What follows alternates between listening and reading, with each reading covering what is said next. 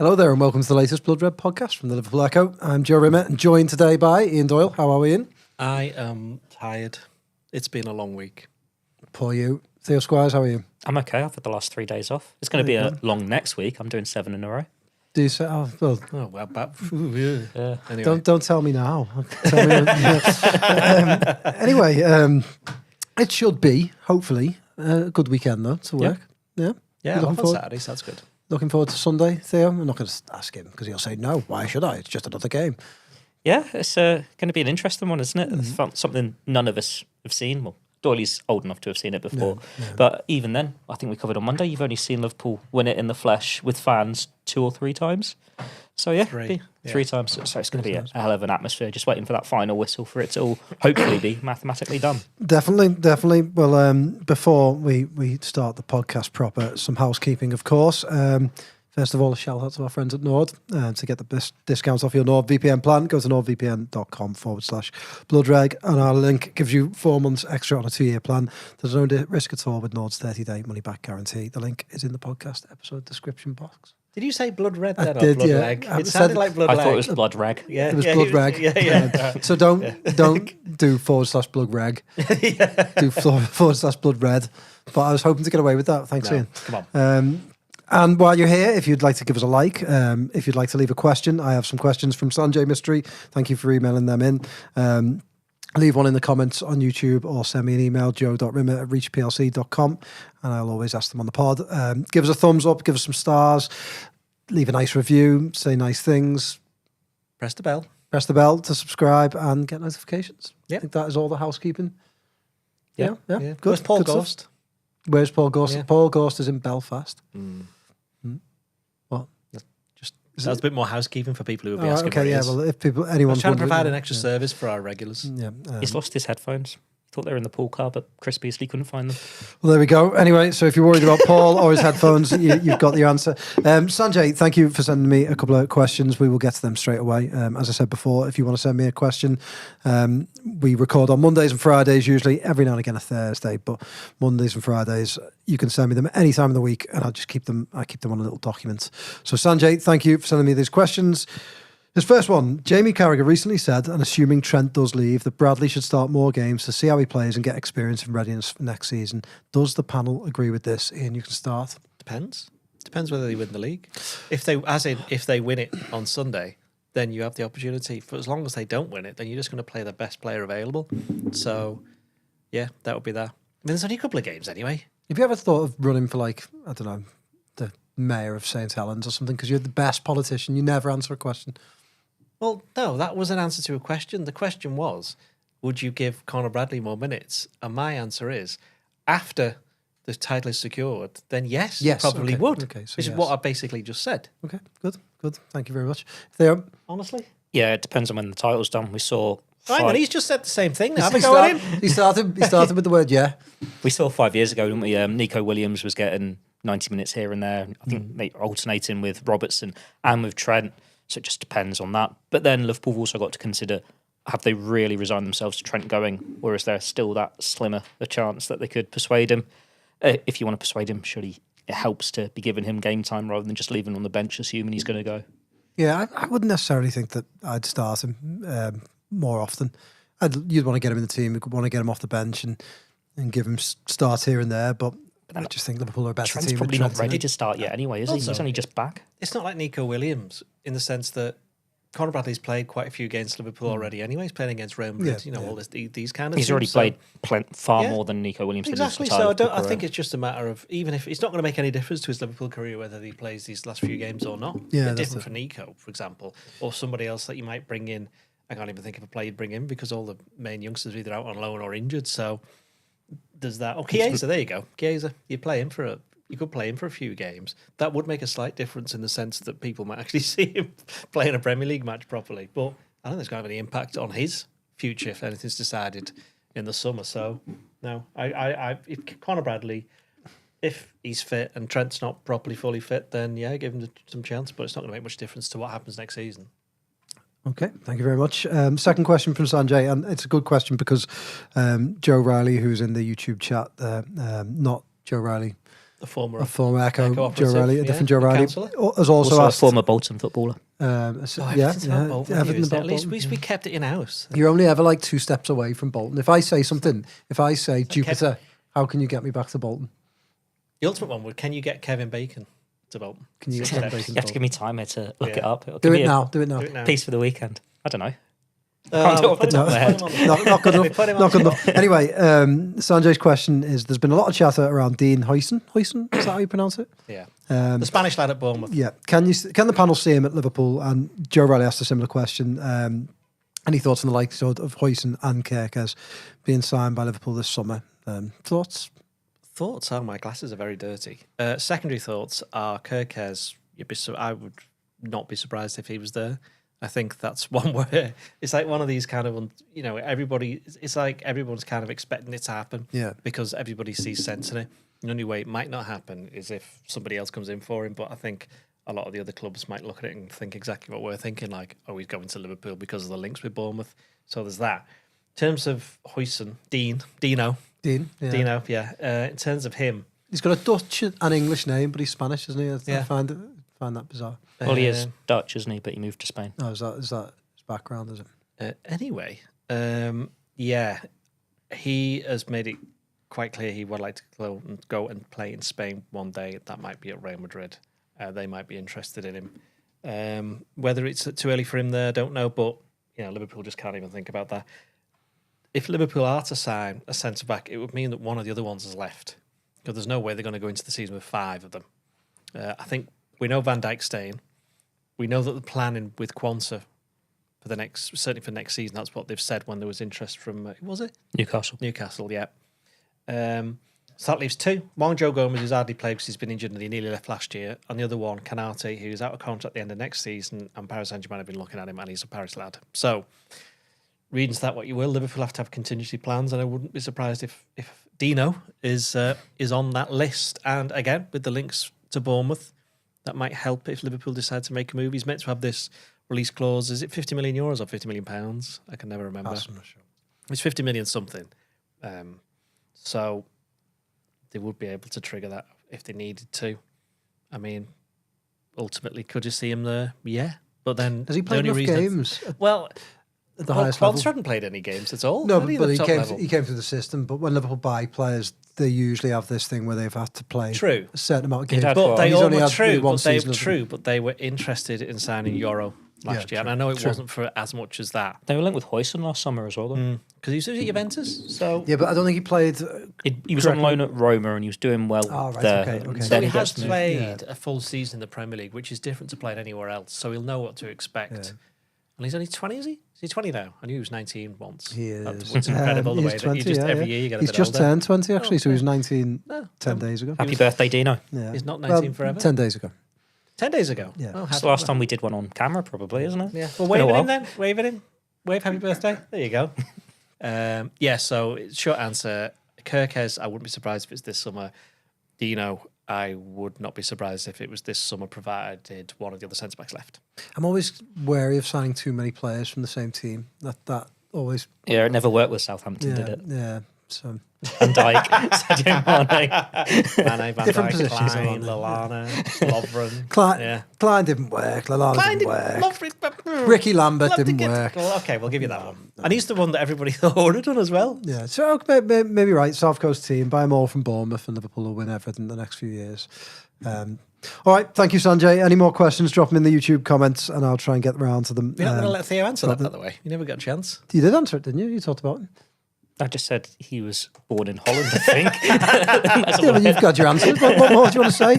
Go on, Theo. Fire away. It's just repeating Doyle again. It depends what happens with the other centre-backs. Canate, I can see him going. And when you've got this experience with Trent, maybe there is sense in just selling him rather than letting another player go on a free if you're expecting him to try and wait to get a move to Paris Saint-Germain. Will Liverpool go and spend 50 million on a player they expect to just warm the bench? Will he want to go and be that third choice? Probably not. But then it's that promise of, well, what happens? Is Canate seeing out the contract? Or is Canate going to be there? 5-year deal. And then it's, well, you've got Van Dijk for another 2 years. What do you expect from him after that? He's very good centre back. He's the one who's the talk of the town at the moment. But then we were saying that about Levi Colwill, a year ago. It's just he was the trending centre back at the time. Lenny Yoro last year as well. And each time when we thought Liverpool would go for a centre back, they didn't. It just depends when they actually need that player and who's on the market at the time. If it happens this summer, he's the leading candidate. But there's so many teams in for him, especially when you've got that affordable release clause. I think I've long wanted Liverpool to buy a centre half. I take your point. They've got 5. Gomez, there's question marks about him, and his injury record anyway is almost, in my eyes, enough to discount him from the conversation. Then with Gomez, it's like, what players do they want to bring in? If you say Trent's going to go, Conor Bradley's your first choice right back, are you going to sign a right back, or you go, we'll just keep Joe Gomez for a year because he can be the backup? Yeah. I think what we'll see next season is more rotation, I think, in all the positions, including centre-back. I don't think Slot wanted to rotate too much this season, but if he's going to be buying players that are going to be his players, as it were, then he's going to be far more inclined to actually play them than just keep them on the bench. And if you are rotating a little bit more with a Van Dijk and Salah, you're going to get more from them for longer. Yeah, it was only a year ago that I thought Liverpool really needed a centre-half because Konate, and to be fair, he's had a good season this year in terms of staying injury-free, hasn't he? I can't remember. He was brilliant before the injuries. He had 6 weeks out, didn't he? When Gomez came in, it was very good, actually. Yeah. But aside from that, he stayed fit pretty much the entire season, and that hadn't been the case in previous years. Gomez obviously had his issues. Quansah, we don't know enough about, I think, in terms of he played a full. Almost played a full season. Gomez, sorry, Quansah. Quansah, but still, I think I'm talking about over 2 or 3 years. Look at it this way: if Quansah was elsewhere, he'd be someone you were linking with Liverpool. Yeah, England international. Yeah, no, I'm not knocking Quansah one bit. I quite like him. I just think they need more cover in that area in case Van Dijk is 33 now and is somebody that you want to replace in the longer term, and then Konate's injury problems plus the question mark. It makes sense to me to have another body there. You'd be amazed if Van Dijk or Salah sign another contract after this one. Yeah. And if you've got Konate towards the end of one and quite clearly stalling over signing one, you have to start planning for the future, and not just the future, but for now. So if you can get a player in who can come straight in or be part of that conversation straight away and also be one for the future, then maybe going back to the original question that Huijsen could be somebody that looks Premier League experience too, which Yoro obviously didn't have last year. In terms of Kerkez, by the way, Kerkez probably reminds me so much of Robertson. He seems like, Robertson is very energetic, isn't he? He gets up and down, good crosser of the ball, quite aggressive. So he does look like a natural fit there for Liverpool. So, but then is that how Liverpool are going to be playing under Arne Slot? Because Robertson's had to have his wings clipped a little bit, hasn't he, in terms of going forward? A little bit. I don't think that much. I think it's because he's not got any assists this year, has he? It's more. Well, it's more one or the other, isn't it? It's like they're not both going off. It's one or the other. So I think they might just be taking turns. And if you've got someone like Kerkez with his legs and his pace and his ability to cross it and etc. well, don't forget they might have a number 9 who they're actually going to pass to this time. Yeah. Right. Well, Sunday 1 point seals the title. I wasn't surprised that Crystal Palace got a result at Arsenal on Wednesday night, but I'm glad that it was the result that it ended up being, because I think had Crystal Palace beat Arsenal, it wouldn't have been anywhere near as good as if Liverpool can win this at home. So this is the ideal. But I just totally disagree with this. I totally disagree with it. If you've won the league once in 34 years, you shouldn't be going, let's hope we can win it here or win it there. Just win it.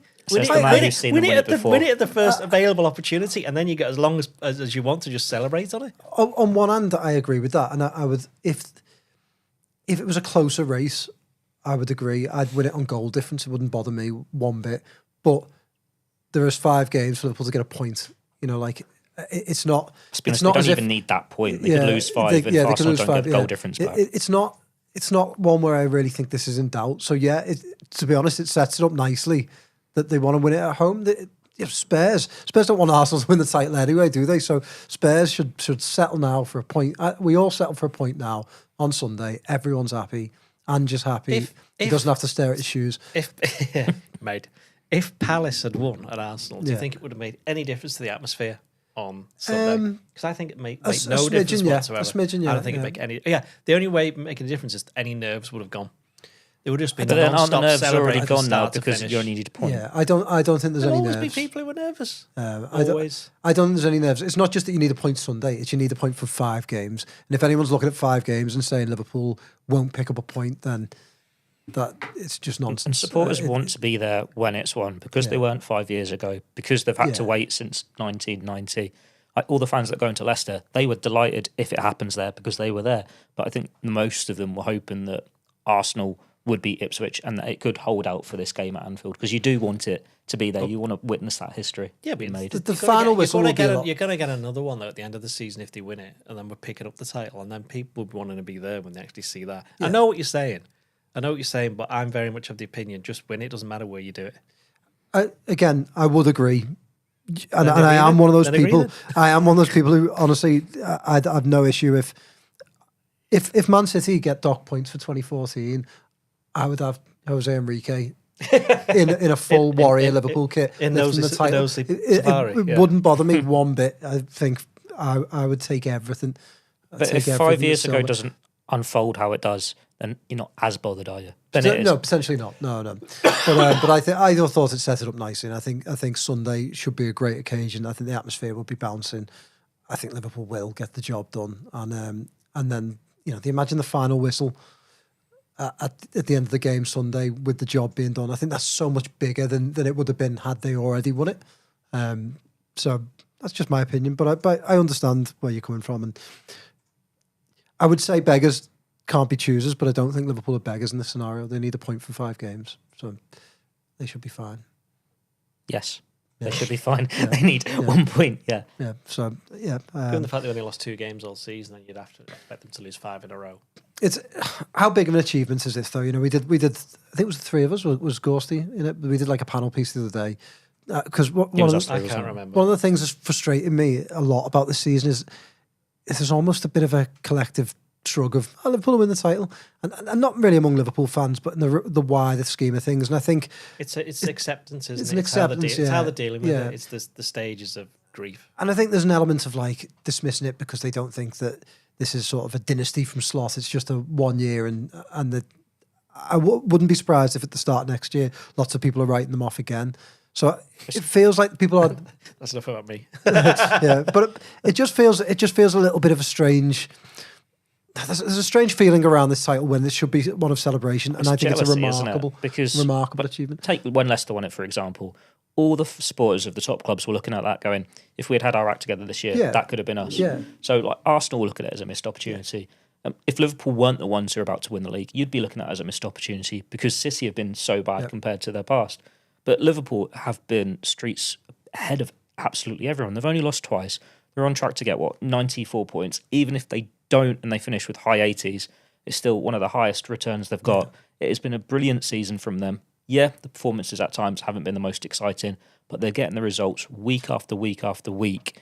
And it's just the competition hasn't been good enough to keep the pace. But then it's still, at the same time, been a very exciting Premier League season. When you look at, 5 teams going for that final Champions League spot, the final 2 Champions League spots, and then how tight the midfield is, the mid-table is, teams taking points off each other, as we saw most recently with Palace against Arsenal. Again, you'd normally write them off. They're rotating, they're thinking of the FA Cup semi-final, and they still come back and get a point. It's just Liverpool have been that little bit better than everyone else. All the tough games, they've still managed to come through and get either a point or the win. It's very easy just to. I could now kill every single Premier League team that's ever won it. I could just kill them straight away. What do you mean? Why? Don't murder anyone. No, we don't murder on the Blood Red podcast. I'll give you some examples. There's no blood on the Blood Red podcast. 1993 United won it. Norwich finished third. What kind of a league was that? 1994 95 Blackburn were going for the title. They're rubbish. 96. They were minted. Hang on, no. 19. You see what I mean? I want you to go straight through now. I'm not going to go through all of them. Sit back. Yeah, you're not going to go through all of them. Well, what is the best Premier League story ever? What's the best Premier League story ever? You're saying Leicester. I'm going to say Leicester. Leicester winning the league, and by absolute definition, that was the worst. Yeah. If you're going off what happened to all the other teams, I'm not saying that. Leicester were by miles the best team that season, and they got to the quarterfinals of the Champions League the following year, so they were a good team. And they ended the previous season by winning something like 8 out of 9. So they were the best team for that 15, 18 months, which is what Liverpool are now. It's not their fault that everybody else has gone a bit rubbish. As Liverpool fans, especially I'm going to throw us in the same age bracket here, which I probably shouldn't do, but anyone born late 80s, early 90s will know winning the league is very, very difficult. Very, very difficult. And you look at it now, I was looking the other day, United's 13 years? Even Chelsea, who won it last time 2016? 17. So they've gone 8 years. You know, it quickly 21, creeps up. isn't it? Arsenal's 21. It quickly creeps up, and Well, there we was a had time in my lifetime when I yeah. thought I'm never going to see Liverpool win the league. It's far too difficult, and they'll always lose to a Middlesbrough 2-0 away from home, and that'll be scale enough. that right back. Makeda will score a goal, and it always felt like it was like the white whale. You could just never get it, and the fact that they're doing it in Slot's first season, I just think is remarkable. That's and why it's anyone nice that dismissing they're that getting it this way. That for once, it's Liverpool are taking advantage of that situation and yeah. not being the ones missing out. Yeah, exactly. How many times have we been there before where we've talked about the Leicester seasons, those years where you thought, I even remember the year Chelsea won it, 2017. Liverpool had a little go, didn't they, at the start of the season? I remember around Christmas time. AFCON finished them, didn't Yeah, they? and then they just ran out of steam, and you always thought if they just put something together, and this year they've done that, and I think Slot, his greatest achievement, and we talked about this today, didn't we, for one of your pieces, but just keeping everyone focused, keeping everything calm. He never gets carried away, and they were just business-like, especially at the start of the season, every week, win. Well, this is the thing. What you also got to bear in mind is how hard it is for any team at any stage in English. In fact, I'd say English, actually, because the English league is still more competitive than the Spanish league. It's always Barcelona and Real Madrid, almost always. You might now and again get Atletico or a Deportivo or somebody like that coming out of nowhere. Yeah, I'm back a few years there. Yeah, exactly. I'm going back about 30 years there. In Spain, in Italy, it's the same. Scotland, it's always like Celtic, Rangers. We had a little bit of Aberdeen and Dundee United in the 80s. But in England, when Man City won 4 in a row the other year, you have no idea. I mean, Guardiola was talking about it, saying it's unbelievably difficult, and he knew what was coming, because it's so hard to do that, especially up against teams like Arsenal for the last 2 years. You know, Liverpool before that. These are good teams, and Arsenal found it this year. They've gone for the title for the 3rd time in a row. Can't cope with it. City are massively falling off. That was always going to happen. Same happened with Liverpool in the 80s when they won 3 in a row, and the following year they just fell apart. They ended up finishing quite strongly and finishing second, but they were still miles behind Everton, who won it. And it also happened to Liverpool when they were chasing it as well. How many times did they build up to the point where you think they've got a really good side here, and it was like the blow of not quite getting there. Yeah. With just the belief, you'd see the belief drain from them, and then the next year they would struggle to get to the Champions If you League. lost a few games at the start of the next season, that was it. Done and dusted. And then, it's hard. It's very, very hard. You see, kind of seeing it with Arsenal this year. Arsenal probably kind of suspected that City were going to fall away a bit, because there's no way that they could keep that going for 5 years. So they would have seen this and gone, right, this, that, and the other. But because Liverpool had started so well under the new manager, which is what nobody was expecting, and let's face it, no one in here was expecting it. Thanks for saying that's the title of the podcast, by Okay, the way. yeah, okay, no problem. Tick that box. Yeah, so nobody was expecting them to win that many games. So by the time Arsenal did think, right, we're getting ready for a bit of a go at it now, there was like 7-8 points behind, and suddenly that's very, very difficult if you are coming up against a team that has got the results and the momentum. Yeah. And for what was seen as a negative last year, certainly in terms of our web hits, they're not signing anybody. and I'm certainly negative for my social media comments, notifications. That's ended up being the best thing that ever happened to them. Yeah. What's the most impressive thing that you think Slot's done since he's come in? Just turned him into that resilient force that are just getting result after result after result. The emotion's not there anymore. And whereas that was a big strength of Jurgen Klopp's era, it also cost them at times as well. It was part of the reason why they dropped off last year, because it was that emotion of, we want to win this title for Jurgen Klopp. And then the injuries took their toll. Maybe that's another one as well. The lack of injuries and compared to previous years. Like he mentioned today in the embargo, I'm not going to go on proper details, he gave credit to the medical team. And that is something that has been a really impressive turnaround. You see Arsenal cry it in about how many injuries they've had, Man City as well. Liverpool have had some big injuries too. Like you look at how long Konate's missed, the goalkeeper, Alisson's missed, Joe Gomez has been out for half the season, been out Jota, for 3 or 4 months. but it's not phased them. They've just carried on, and maybe that's the experience of having those injuries before. But they're just taking it up another level. There's something different about them compared to when it was under Jurgen Klopp, and it was a more emotional ride. I do think that the fact that they're not as easy on the eyes as under Klopp, and there was definitely games under Klopp where they'd be 2-0 up, and you'd think like the 1-2 passes, and they'd be going again, looking for a third. And I think, God, why don't they just slow the game down a bit? But they just didn't have that gear under Klopp. Although, fully enough, I think the year they won the title, they did do that quite well. They scraped a lot of games. That's when you had Fabinho, Henderson, a lot of Milner, some Lallana, that kind of they thing. slowed it down. Whereas what I thought's been good about Slot is he's come in and he's immediately slowed the style down a little bit. And there's some of the games they don't look great, but that's what league winning teams do. When Liverpool won the league in 2020, Gorsty and I were discussing this yesterday. They beat Sheffield United 1-0, didn't they? Where that dodgy goal. Wijnaldum's shot squirmed on the. Then they beat Norwich 1-0 away from home, didn't they? They weren't great that day. There was loads of those results that. And look at the years where it has been the most exciting Liverpool sides, probably 13-14 and 17-18. 17-18 obviously gets to a Champions League final. They were fourth in the Premier League. You don't remember the days they weren't on it because it's just that free flowing attacking football. But they were shipping a lot of goals first half of the season. I thought you were going to say something else then. I was like, whoa. 13-14, they conceded so many as well. It needs to be that more controlled way of playing. Yeah. What do you think is the most impressive thing that he's done since he's come in?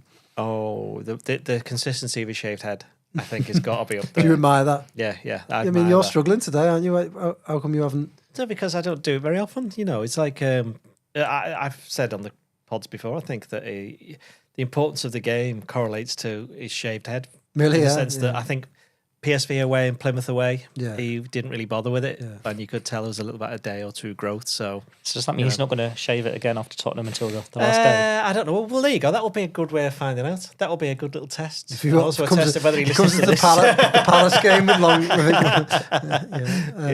was the question? Sorry. It's the most impressive thing about his time in charge so far. A bit like Klopp is that it didn't take him very long to get it. If that makes any sense, he just got it straight away. Didn't necessarily get the rotation thing, and I think that's something again what I've just touched on before. Well, while I have you, Derek, he will. I think more of that next season. Derek Lawlow's asked in the comments, do you think that Liverpool will need more strength in deck next season to have two players in every position? I mean, so I think they rotate already more? did, but they would have to have the players that he wants. I think there's the difference. Is that I think that he reckons that there are about 15 players that he trusts completely in the positions that he wants them in, and I think the rest of them he doesn't. Doesn't necessarily mean that he doesn't want to play them or he doesn't think they're any good, but they may not be the ones that he necessarily wants in those particular positions. He was asked about, I think, Elliot Chiesa a few weeks ago. He said they're good players, but the fact that I'm not picking them probably says I trust the other players, or I think they're better fits, or I think they're just better players for what we're trying to achieve. And we can look at that, having seen Harvey Elliott come through as a 16-year-old, going, we know how good he is. We know what he offers Liverpool. You can see him come off the bench and help turn a game so he can get a win against Leicester City. But he's not started a Premier League game. So it does say its own story, doesn't it, for what Arne Slot wants from those players. But there is a ruthlessness about him that, again, I think you have to admire. And I think there's a Dutchness about him, isn't it? Yeah. They're very straightforward, and they'll just say it as it is, and they'll just do it as it is. And I think he's quite... he hasn't had to deal with many kind of issues as such. I know we're going to talk about Darwin Núñez at some point, but I didn't really have it down, but we can do if you want. Obviously, there's a discussion this week, or reported this week, that in Portugal that Liverpool aren't starting him because they owe Benfica another €5 million, which we were led to believe isn't true in terms of not starting him. And Slot then basically came out and said, "Do you really think Richard Hughes tells me who I should be picking and not picking?" So that's that one done. But there hasn't really been any kind of fallings out for him to deal with. But is that... but that also comes from them winning loads of games. And also it comes from his management, surely. Yeah. His style and the way he deals with them. And also he inherited a squad that still adheres to the James Milner kind of approach of no heads real in the squad. Yeah. Oh. Yeah. Okay. Before we go on, then, what are the big games then this season that you think have made that stand out for you in this title charge? West Ham beating Arsenal. West Ham beating Arsenal. That was it. West Ham. Until that point, you were thinking, "Oh, this could be close," and then when that happened and Liverpool beat City, that too. From a Liverpool point of view, Tottenham away is one of the highlights. Mm-hmm. Winning at the Etihad, having not done it in the league since, what was it, Klopp's first season? Yeah. Probably the two Liverpool standouts. United away. United away is the first. United away is the first That's kind of statement. Chelsea at home was the first sign of, that's a good win against a team who at the time were actually quite good. Coming from behind and getting the point at Arsenal, coming from behind twice at Arsenal, and then the 2 wins against City. For me, I was going to say United away. The other one I was going to say is Fulham at home. Fulham at home when people at the time were going, oh, dropped points. Yeah, but hang on. Wasn't that the other? I think Arsenal drew with Everton that weekend, and I think City may have done something silly. And to play 80 minutes against a team that then beats you later on in the season and get a 2-2 draw and come from behind twice, I think that said a lot about the character. And I think, it's the old thing about you learn more about things in the face of adversity. And I think Slot realised there, and then I think he maybe said it after the game. He said, look, we maybe didn't say this, but he must have realised this is a team now that can carry on. I think we asked him about it actually before the Fulham away game. He more or less said that. He said, this is a team now we know that they've got the character to keep this going. The other one for me, I was going to say Old Trafford. I thought that was the first time I really thought Slot's team and the way he handled himself. I think he came down, didn't he, pitch side afterwards and kind of explained how he set up, which I thought was very forthright and very bold. But Liverpool just commanded that day. And obviously, we saw last season with United, and even at home this year, that United are capable of spoiling the party a little bit for Liverpool, and they didn't let them that day. So I thought that was really impressive. The other one, Brentford away, because I can't remember, Arsenal felt like they were gaining ground, and then Liverpool scored those 2 goals. And did Arsenal play later in the day or later in the weekend? Brentford away. And I can't remember. Was Brentford an evening kickoff? I think it was 3 p.m. I think it's because Liverpool had obviously drawn with United and drawn with Nottingham Forest away. Yeah. That's what it was. So there was that kind of sense of, hang on, this could be a third game dropping points, even though home against United, as far as I'm concerned, Liverpool home against United, it's always a tough game. Away at Nottingham Forest has been a tough game this season. And to then win at Brentford. Brentford had a really good home record at that point as well. Yeah. And that night, Arsenal were 2-0 up and drew 2-2. Against Aston Villa, that's right, straight after it, that's right, yeah. And it felt like another swing in Liverpool's favour. And it felt, again, if you're Arsenal, a result where I'm not having that wouldn't have been in their heads a little bit when they went into that every single swing's gone Liverpool's way. Arsenal have dropped points so many times, and when Liverpool have coughed some up, the next week they just get that advantage back. Like we saw that last time. That's not going Liverpool's ways. That's forcing them to. Forcing it on. Arsenal just haven't been able to cope mentally. I think as well with it. I think they were they discovered this season what Liverpool discovered in 2019 and 2020. Certainly in 2022, when you go up against City and you get so close, it can be a bit demoralising because it takes a lot out of you to compete against that team.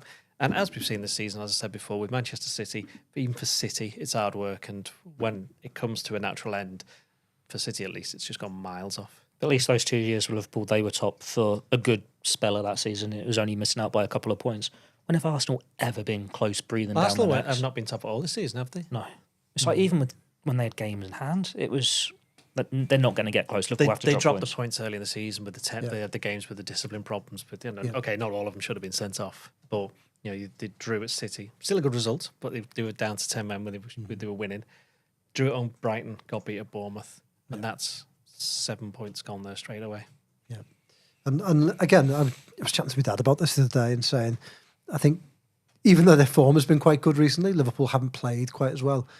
But Liverpool's form in the first half of the season was phenomenal. They were winning games every single week. They obviously lost the one to Forest, but I think aside from that, they won every one. I don't think they drew games, did they? They kept winning, and even the Champions League. Fulham was a rare draw, wasn't it? Fulham, but they even in the Champions League, they kept winning, and they set a pace that others just couldn't keep up with. And I think the hard work and the good work was done then, and then they've just kept their heads in the second half of the season. It was always waiting for them to slip up that didn't come, and even when it was, they've drawn 2 games in a row.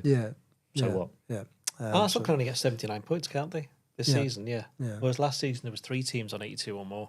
Yeah. So in that respect, you could say, well, maybe the other teams have underperformed, but the other thing is look at the race for that 4th, 5th, 3rd place. I mean, Forest have come from nowhere. Villa have improved again. Newcastle had last season were a bit iffy, but they've come back. Chelsea, who knows what they're doing, and City obviously got dragged into it as well. So there's a lot of teams that can beat each other, which is what has been happening. I mean, Arsenal only lost 3 games all season. Yeah, they just drawn so many, and that obviously is down to the fact that they didn't sign a striker last year, and didn't sign one in January either. That's what's going to make next year so exciting because, again, this start to the season could be so influential, and they're going for the same sort of players. Liverpool need a striker, Arsenal need a striker, United need a striker. If you're going for the same sort of players, it's at that battle. You win in the transfer market. It's that old cliche. And then it's who starts the season well, which new signings start the season well. It's up on the air again on who can actually win the I think league. it's going to this take year. United a while before they're back Yeah. competing with Liverpool and Arsenal for the very best players. I mean, it might not take very long, but it's not going to be this season, I don't think. No, I do think you're right, and I think again where we shouldn't really talk about next season, but again, Slot's style is so important because for Liverpool it'll just be carrying on what they've been doing and just keeping calm, trying to keep that mentality of winning games. Whereas again, for Arsenal, it feels like you're always trying to push, and Liverpool have been there so many times where you're trying to win the first one, so you're trying to push past that point that you've not done before. Whereas Liverpool will just be trying to keep their heads, and I think Slot has been brilliant at that all year. Arsenal will be very different next year if they win the Champions League. Be like Liverpool winning that first prize on the club. Yeah, I understand that. Yeah, And they're favourites to win it as well. In terms of percentage, the supercomputers said they've got more chance than anyone else. I'm still really can't look past the pressure's on PSG them. at this point. Pressure's on them. But then Barcelona got the 2 Ballon d'Or favourites. Yeah, but I think Inter Milan will win it anyway. You think Inter Milan will win it? Yeah. They've been quietly quite good, haven't they, in the And they got Champions to the League final this 2 year? years ago. Inter I think Milan. they're going to win. Well, I know they're joint top, but they've got a very good chance of winning the Italian league again. Should we pick our teams and make our predictions for the weekend? Yeah, if you want. Is there anything else you'd like to say about the title challenge? Any I know, but I players- would like to any say players? something very, very briefly. Go on. Is the 2 things. First thing, in fact, no, just one thing. Under 21s are playing tonight at Man City in the Premier League playoffs. I mean, they managed to get into the top 16, play Man City away. City finished top. It's going to be very tough. And I just think it's been a very tough season overall at the academy level. We know Mark Bridge-Wilkinson's leaving as the under-18s boss. He's been at the club for 10 years and he's a top bloke, so he'll be a big miss. And it just goes to show that Liverpool is quite cyclical, isn't it? When it comes to bringing players through. Everton are having a bit of a struggle at the same time. United seem to be doing okay, but ultimately it's about getting players into the first team. And Liverpool in the last 5-6 years have got Kelleher, Jones. You could say Nico Williams, but he's ended up having a career at the Premier League. Quanta, Bradley. I'm sure I've missed somebody else out, but Jadon Dance could be one. Yeah. So they are getting the players through, but yeah. Compare that to a Man City, who, as you just said, top of the league this year. All their great players have gone and done it elsewhere. They've had to leave City to get that senior football. Well, Just the look around lad's Premier League. good, isn't he? I forgot his name. O'Reilly, is it? O'Reilly, yeah. He looks like he'll be a bit of a player. Oscar Bob looks all right, doesn't he? But He got injured, didn't he? Most of this it. season. Foden, I know he's been there for a while now. Talking but about yeah. Sancho before he dropped off, Morgan, Go. Rodgers. You just go through that long list. I think what Liverpool and City have done really well at academy level is not just produce players for their own teams, but sell players well, haven't they? They've got a lot of money. What did they get for Nico Williams? 18 odd million?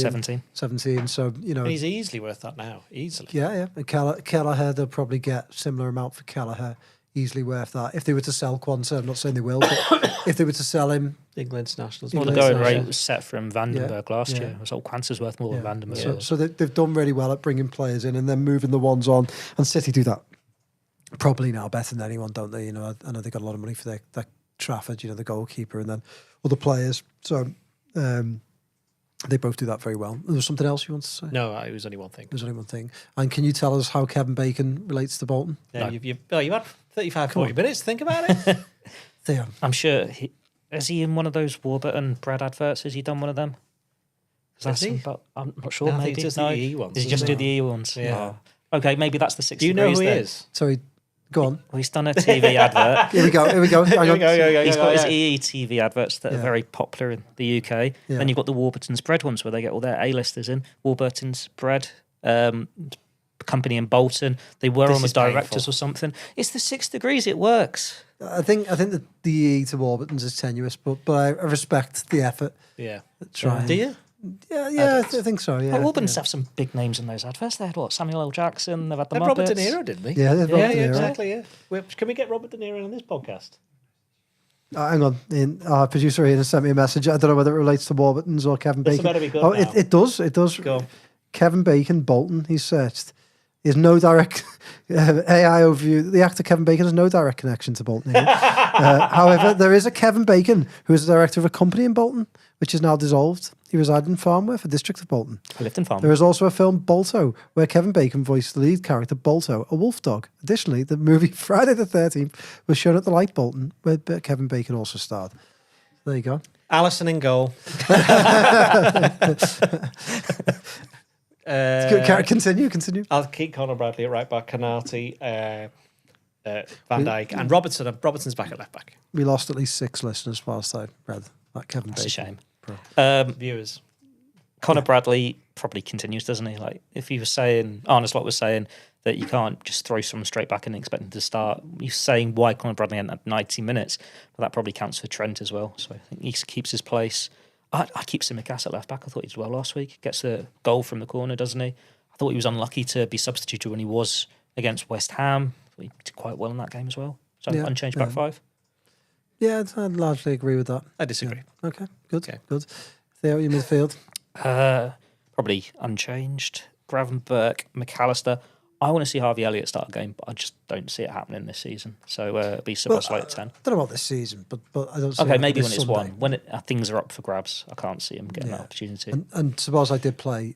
I don't expect them to play anywhere near the same style or formation they played against Tottenham away, but Szoboszlai was excellent, wasn't he, at Spurs? Ian? I'd play Curtis instead of Szoboszlai. Yeah. But with Gravenberch and McAllister. You just have to be more Scouse to say Gravenberch properly. Yeah. Yeah. Whereas you wouldn't know you're from Bruncolm. Yeah. Anyway, I feel like correcting the record there, but then that rises to your joke. But anyway, pick your front 3. Salah. I think I want to put Diaz on the left. I think Gakpo's really not found his level. I thought you were going to swear there. Yeah. And I think we'll have Nunes up front to give Benfica family. No. Well, I think Jota starts up front because I know he missed 2 chances against Leicester, but I thought he looked quite lively actually. Same trio. Jota's got a good form in this fixture as well, hasn't he? He's got the he loves it. The 4-3, the 4-2 he scored in them. So yeah, he can. Well, Diaz scored twice at Tottenham, didn't he? And in the League Cup semi-final, second leg, did he? I think he did. Yeah. Anyway, I agree. It's a clean sweep. Give us a score prediction, Ian. 17-0 to Liverpool. 17-0. No, to not really. Liverpool. I think 18-0. no. Having been at games like this before, 2-1 Liverpool. 2-1. 2-1. 2-0. 2-0. I think Tottenham will score. I think there'll be like a mild threat at some point, but I think Richarlison's bound to score. By the way, do you know what? And he'll give it all like the duck thing. What did he do at Everton? Pigeon. The duck. I think it was the duck. Well, they're both birds. This Well, an reminds me. ostrich. He didn't do that. What about the Swan? Flamingo? Shevchikuski's celebration. Do you Did he play remember against Bolton? At some point in his life, I'm sure he did. Do you remember when Everton played Man City after? I think it was the week after Chelsea. Was it the week after? When Barkley scored and they went ahead, and then City just won. 3-1. Yeah. And this game reminds me because you would be thinking that Spurs don't really want to win this game. They're all thinking about some of their fans don't. I mean, I'll be honest. It would be different if it was the last game of the season. Yeah, true. I think, and also Tottenham have got a massive game for them coming up. Yeah, exactly. I mean, they'll give it a go because they'll think they got nothing to lose, really. True. So it's Liverpool. The pressure. It sounds ridiculous, but any pressure in that game is on Liverpool. I'm going to say 3-1 Liverpool. I think they'll get the job done, and we'll be back on Monday to hopefully talk about a Premier League title and much more besides. But I'll be back on Sunday. Theo will be back on Sunday. Thank you, Theo, for keeping good housekeeping. Will you have any more Bolton-related facts, figures, suggestions? Well, my co-presenter, host, whatever you want to call him, he used to do the commentary for Bolton Wanderers. So listen, this is just right in itself. If you could swap Ian and I for Stelios and Kevin Nolan, what was the other guy? Kevin Davis. Would you do it? No. Sam Allardyce and Sammy Lee? No. Ivan Campo and Bruno Ngotti? No. Neil Lennon and JJ Okocha? Oh, Okocha's a good shout. No, I was thinking about it. Okocha can replace one of you. Well, and on that bombshell. Yeah, we will leave it there and come back on Sunday when Theo will be at Anfield. Hopefully, while celebrations are ongoing, bringing you the Postmaster podcast live, and then we'll be back on Monday with your regular Blood Red, looking back at that game and ahead to, just hopefully celebrate. On the beach. Yeah. Right. Thanks very much. See you then. Ta-ra.